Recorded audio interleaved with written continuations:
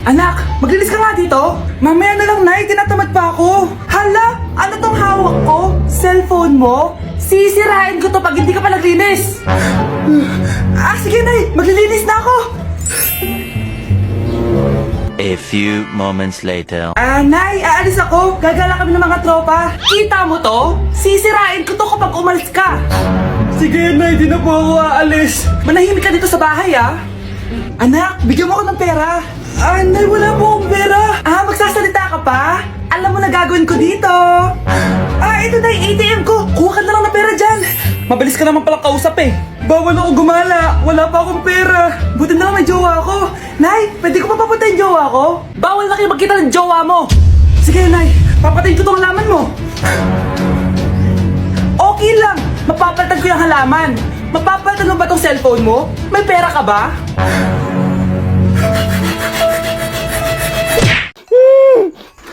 Shh, Scarlett.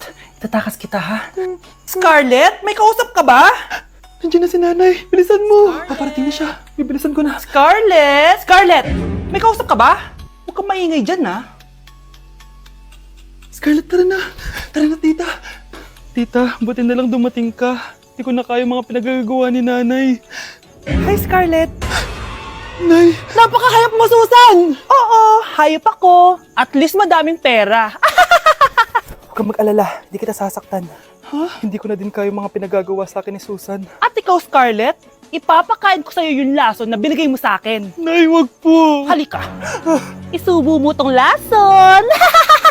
Ito'y nararapat sa'yo para mawala ka na sa mundo! Itigil mo na yan, Susan! Totoo ba itong nakikita ko? Buhay ka, Tay? Oo, buhay na buhay. Paano nangyari yun? Hindi pwede! Pinatay na kita! Simula pa lang ng una, alam ko naman na pera lang ang habol mo sa akin, Susan. Kaya nung naparalyze ako, alam ko na pagkakataon mo na yun para lasunin ako. Kaya inutusan ko yung pulis para ipalit ako sa bangkay. Hawak ko din dito yung mga papeles na magpapatunay na ninanakawan mo ako ng pera. Sumama ka sa akin sa presinto. Tandaan nyo to! Hindi ba ako tapos? Anak, sorry. Kinailangan ko magtago sa'yo. Okay lang, Tay. Ang importante, buhay ka.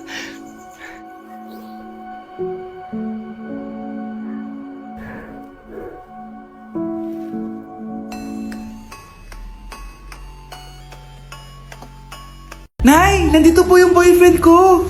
Sige, anak, papasukin mo. Sige po, Nay. Babe, balik ka na. Hello po, tita. Eto ba yung driver niya, anak? Boyfriend ko yan. Anong driver, Nay? Boyfriend mo to? Halika nga dito, anak. Ano ba yan, anak? Mag-boyfriend ka na nga lang. Pangit pa. Nay, ano ka ba? Mayaman yan. Siguraduhin mo lang, ha? Ikaw pala yung boyfriend ng anak ko? Opo, tita. Malaki ba bahay mo? Wala po akong malaking bahay. Ganun ba? Ayaw kita sa anak ko. Nay, ano ba? Kasi sa mansion po ako nakatira. May kotse ka ba? Syempre po. Baka yung mura lang yan, ha? Lamborghini lang po. Oh, sabi ko sa inyo na mayaman yan eh. Meron po akong regalo sa inyo, tita. 1,000,000 po para sa inyo. 1,000,000? Anak, ano bang hinihintay mo? Magpakasal na kayo. Sige, Nay. Gusto ko next week may apo na ako, Nay! Yes, anak! Malapit niyo na ako makita sa TV, Nay! Talaga, anak? Magiging artista ka na? Abangan niyo po ako, Nay! Sige, anak! Few moments later. Nay, alis na po ako! Oh, anak! Ba't ganyan bihis mo? Nay, makikita mo na ako sa TV! Talaga? Nakaka-excite naman! 1 hour later. Mars! Uy, Mars! Yung anak mo, Mars, nasa TV! Nasa TV yung anak ko! Artista na anak ko! Panoorin mo, Mars! Halika dito, Mars! Panoorin natin yung anak ko! Nagbabalik ang 24 Patrol. Nandito tayo ngayon sa presinto dahil nahuling nagnanakaw ng bangko ang isang binata. Eto po siya. Anong masabi mo? TV ba yan? Oo. Hello, Nay! Shoutout sa'yo! Nasa TV na ako, Nay! Ikinalulungkot ko pero hindi na siya makakita. Masyado nang malala ang damage sa mata niya. Mahal, hindi tayo susuko, ha? Gagaling ka. Mahal, huwag ka na magpa-stress. Ginawa naman natin lahat, diba? Mahal, magpahinga ka muna dito, ha? Maluto lang ako ng pagkain. Hi, Ramon. Rosa, bakit nandito ka? Balita ko, wala nang pag-asang makakita yung asawa mo. Ibig sabihin, magagawa na natin lahat ng gusto natin. Shh! Huwag ka maingay.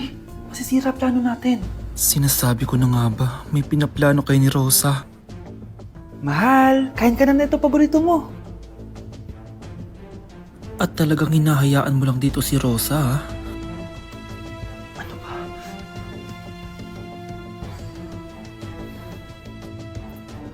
Walang ya kayo? Sa harap ko pa talaga at sa sarili kong bahay? Tay, nabalitaan ko yung nangyari kay nanay. Ipagdasal na lang natin na gumaling pa rin siya, anak. May CCTV dito sa bahay. Kailangan kong makuha yung mga files na yun. Nay? Nay? Nakakakita ka? Anak, please. Huwag mo muna sasabihin kahit kanino na nakakakita na ako. Nay, akala ko ba bulag ka na? Matagal na akong gumaling, anak. Hindi ko lang masabi kasi may masamang kutob ako dyan sa tatay mo. Sir, good news! Base sa recent lab test ng asawa niyo, nagre-recover yung mata niya. Ano? Ba't parang hindi kayo masaya, sir? Uy, Mare, may field trip kasi yung anak mo. Kailangan ng pirma ng parents. Rosa, sumagot ka.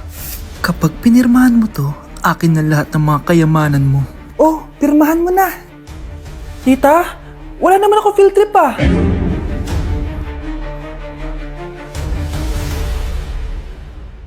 Anak! Ano ginagawa mo? Ba't ang kalat ng kwarto mo? Wow! Piliin mo ang Pilipinas? Gusto to, Nay, yung piliin mo ang Pilipinas? Proud Filipina kasi ako. Eh, di ba sabi mo kanina sa akin, ayaw mo na tumira dito sa Pilipinas kasi sobrang init. Tapos sabi mo sa akin, kapag nakagraduate ka, sa abroad ka natitira. Basta, gagawin ko pa din. Sige, post mo. Ako unang mambabash sa'yo. Napaka-unsupportive naman ni nanay.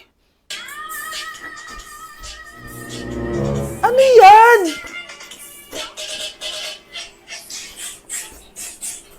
Kailan palagi sayaw yan? Eh, di ba transition yan? Ah, eto na po kasi uso ngayon, Nay eh. Puro kayo sabay sa uso. Akala nyo maganda. Mukha lang kayo nakakatawa. Basher talaga tong si nanay. Buti pa si Kyle, nag-aaral ng mabuti. Hindi yung kung ano-ano ginagawa. Ah, yun pala yun. Patingin nga, anak. Sanananan. Tatatak, tatak, tatak. Ano to, anak? Ah, lyrics po ng Asoka, Nay. Puro kayo Asoka!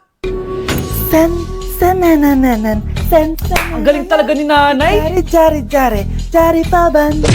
Anak, sana maharap na natin yung nawawala mong kakambal. May kakambal ako, Nay. Oo, anak. Pasensya ka na kung di ko agad nasabi sa'yo. Okay lang yun, Nay. Salamat, anak. Nay, pupunta pala dito yung jowa ko. Talaga? Sige, maghahanda ako. Few moments later. Nay, nandito na po yung jowa ko. Hello po, tita. May dala po ako para sa inyo. Wow naman, salamat. Wow naman, ang bait mo sa nanay ko. Parang nanay ko na din kasi yan. Oo nga eh. May sasabihin pala ako. Nanay ko talaga yan. Huh? Hindi ka ba nagtataka bakit magkamukha tayo? Sana maharap natin yung nawawala mong kakambal. Ako, ang nawawala mong kakambal. Anak, ikaw ba yan? Oo, Nay! Ako ang nawawala mong anak! Pero, jowa kita! Jowa mo pa din ako, pre. Babe, saan mo kayo delete sa Valentine's? I-delete kita sa kwarto, babe. Para kanta nga, babe! Oh! Babe, buntis ka ba? Babe, hoy, anong buntis? Nay, wala to. Siguraduhin mong hindi ka buntis, ha? Bata mo pa. Sige po, Nay. Babe, kailangan mo na magpa-check. Babe, okay ka lang? Nasusuka ako, babe. Punta na tayo sa doktor, babe. A few moments later. Lumabas na yung resulta at congrats! Positive kayong dalawa. Ha? Positive? So, buntis ako? Babe, paano na to? Hindi pwede to. Hindi pa ako ready maging tatay. Sarili ko nga di ko maalagaan. Baby pa kaya? Patay ako sa nanay ko. Hindi ka buntis. Di ako buntis. Pinakaba mo ako, Dok? Sabi mo positive ako. Positive ka sa COVID. Dok, di positive din ako sa COVID. Hindi ka positive sa COVID. Saan po ako positive, Dok? Congrats! Buntis ka! Anak, kunin mo yung cellphone ko sa kwarto. May tumatawag ata. Sige po, Nay. Sabi cellphone ni nanay. Anak, bilisan mo naman. Ay, salamat naman, nakatae din. Scarlett, ba't nandyan ka? Eh, di ba pinukuha ko sa cellphone ko? Pinagsasabi mo, Nay. Kanina pa ako dito sa loob. Nay, ito na po cellphone niyo. Sino yan, Nay? Bakit kamukha ko? Teka lang. Bakit dalawa kayong Scarlett? Nananaginip pa ako? Ah, Nay, ako yung totoong Scarlett. Ha? Sinungaling! Ako to, Nay. Ang totoong Scarlett. Sandali nga. Hindi na ako tutuwa sa inyong dalawa, ha? Isa lang ang solusyon dito. Magtatanong ako at kung sino makasagot ng tama, siya ang totoong Scarlett. Unang tanong, saan ako may balat? Balat? Ah, Nay! Sa puwet! Nay! Sa kifi. Tama! Kifi. Ha? Totoo ba, Nay? O, diba, alam ko. Susunod na tanong. Ano ang timbang ko? Mukha kang 100 kilos, Nay. 75 kilos? Tama! 75 kilos! Yes! Huling tanong. Ano ang birthday ko? Birthday? Mahina pa naman ako sa ganyan. April 14, 1977? April 15, 1977. Tama! Ikaw nga ang totoong Scarlett! At ikaw, dahil talo ka, lumayas ka na dito, impostor! Ay! Sino ba kasing Scarlett na yun? Bakit kamukha ko siya? Anak, kilala mo talaga ako, no? Siyempre naman, Nay. Anak mo ko eh. Worth it lahat ng pagpaparetoke ko dahil sinira mo ang mukha ko noon. Ngayong napaniwala na kita, gaganti na ako sa'yo. Balita ko, dyan nagtatrabaho yung dati kong asawa. Siguraduhin yung masisisante nyo yan. Dahil ayaw ko ng peste sa kumpanya ng asawa ko.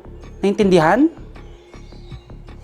Susan, alam mo, feel ko talaga mapapromote na ako anytime. Kasi sabi ng manager namin, isa ako sa pinakamagaling sa amin. Ngayon pa lang, congrats na kita. Simula pa lang, alam ko naman na kaya mo. Alam mo, okay din pala na hiniwalayin ako ng asawa ko. At this ngayon, alam ko talaga kung anong habol niya sa akin. Yun ay pera. Madami pang ibang babae dyan, ano ka ba? Tsaka ang importante ngayon, nakafocus ka sa pagpapaganda ng buhay nyo. Oh, luto na to. Kaya na tayo. Ah, yes po, ma'am. Okay po. Ma'am, i-hold ko po muna kayo, ha? Wait for a while. Sino itong tumatawag? Sir Ramon, may bad news po ako sa'yo. Ayaw ka po ng boss namin. Ano? Kaya tatanggalin ka sa trabaho. Anong tanggal na ako sa trabaho, ha? Utos lang po sa amin. Hindi pwede yun. Sorry sir, humanap ka na lang po na ibang trabaho. Bakit puro na lang kamalasan dumadating sa buhay ko? Ay. Si Michael ba yun? Michael! Scarlett? Bakit pinauna mo ako umuwi kahapon? Eh, di ba palagi tayo sabay umuwi? May ginawa ako. Tsaka baka magselos yung nagbigay ng bulaklak sa'yo. Para ka namang ano dyan? Tsaka alam mo, na-realize ko, hindi ko na pala siya crush. Tara na nga, manood na lang tayo ng movie sa bahay, yung horror. Sige na nga. Michael? Ma? Ano ginagawa mo dito, ha? Get in the car, uuwi na tayo. Di ba sabi ko sa'yo, nababoard ako sa bahay, kaya umalis ako? Michael, siya yung nanay mo? Kilala mo nanay ko? At sino naman tong babaeng kasama mo, ha?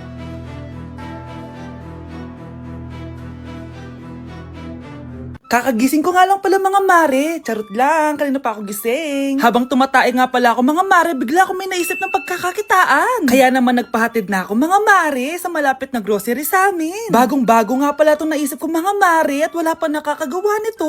Bumili na nga ako ng mga kakailanganin ko mga mare para hindi tayo maubusan ng stocks mamaya. Pagka uwi ko nga, inumpisan ko na agad magluto mga mare. Para naman marami tayong kitain ngayong araw. Wala talagang lugi dito sa small business na naisip ko. Dahil sa isang pack na to, 200 orders na ang magagawa ko dito mga mare. Kakaiba talaga tong fries ko mga mare. Dahil sinigang powder ang nilagay ko dito mga mare. Ito nga pala yung 70 pesos mga mare. Sobrang sulit na talaga. Sa sobrang mura nga nito mga mare, nanganganib pa ako malugi. Pero hindi na importante yun mga mare, basta marami tayong customers. Nakakatakam nga tong sinigang fries natin mga mare, for sure dadayuhin to. Hindi na talaga nakapaghintay ang mga customers natin mga mare. Kita nyo naman sa mga mukha ng mga customers natin mga mare na masaya sila. Sobrang nagustuhan nga nila yung sinigang fries natin mga mare. Babalik-balikan daw nila to. Ang saya pala kumita mga mare, lalo na't galing sa dugot pawis.